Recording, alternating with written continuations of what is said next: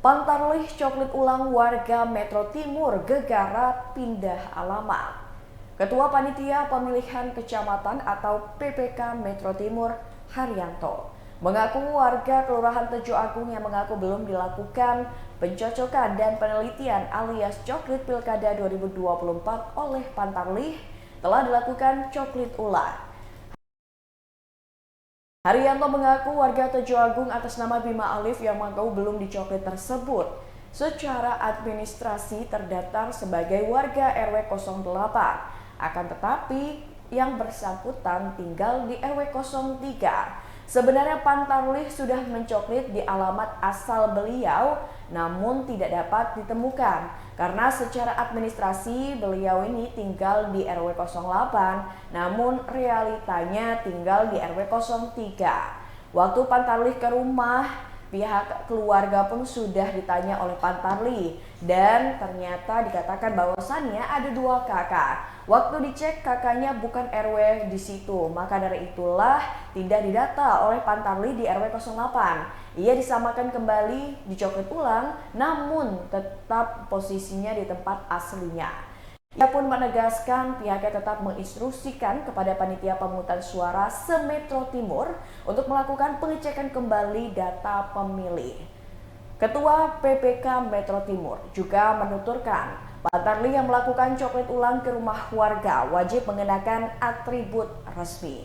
Sebelumnya, seorang warga Kelurahan Tejo Agung, Kecamatan Metro Timur, Metro mengaku belum dilakukan coklit oleh Panitia Pemutakhiran Data Pemilih hingga Kamis 18 Juli 2024 lalu. Sedangkan berdasarkan informasi yang diperoleh Tribun Lampung, dari laman resmi Instagram KPU Kota Metro, KPU telah mengklaim progres coklit se-Metro telah mencapai 100%.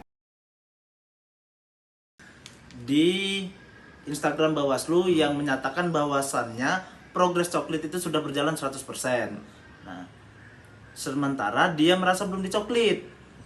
Nah, setelah itu dia melakukan koordinasi dengan teman-teman, termasuk dia melapor ke kawan itu sebagai Karang Taruna. Ini gimana sih? Karena dia tidak mengerti alurnya bagaimana. Setelah itu dia jumpa juga dengan media, mengatakan bahwasannya saya belum dicoklit, sedangkan KPU sudah menyatakan selesai atau 100%. Dari hasil itu, keesokan harinya atau malam harinya, Pantarlih mencoklit rumah pelapor tersebut tanpa didampingi oleh PPS, tanpa memakai atribut, dan kebetulan Pantarlihnya juga tidak mengecek identitas baik KK, KTP atau identitas lainnya. Itu pada saat proses pencoklitan. Ya. Setelah diberitakan, lalu datang Pantarlih itu. Ya, setelah diberitakan. Namun secara prosedur seperti yang diceritakan tadi. Iya. Oke. Nggak ada atribut segala macam. Nggak pakai atribut. Lalu setelah itu paginya dia datang lagi, balik lagi. Berarti keesokan harinya? Iya, keesokan harinya itu datang lagi dengan baru mencoklit, sedangkan malamnya itu sudah ditempel stiker. Berarti Jadi, pas malam itu cuma nempel aja, dia nggak ada proses pencoklitan? Iya, pencoklitan? enggak.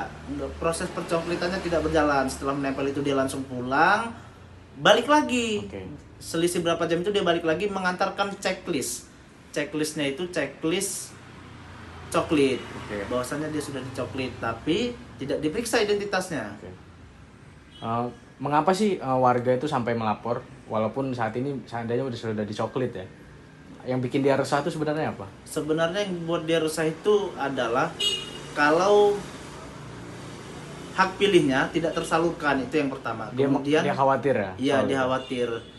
Dia juga bercerita bahwasannya tadi itu dia karena merasa sebagai pemuda orang Metro ingin turut serta mensukseskan pemilihan atau pilkada serentak 2024 ini. Tahap selanjutnya dari kita seperti apa? Dari Panwas kecamatannya? Kalau dari Panwas sendiri, yang pertama laporan sudah diterima. Setelah laporan diterima, kami berikan surat tanda terima laporan. Selanjutnya kami akan lakukan kajian. Setelah kajian kami lakukan lagi pleno sampai dengan keputusannya. Kalau dia syarat formil materialnya terpenuhi, maka kita registrasi dan kita tindak lanjuti. Terima kasih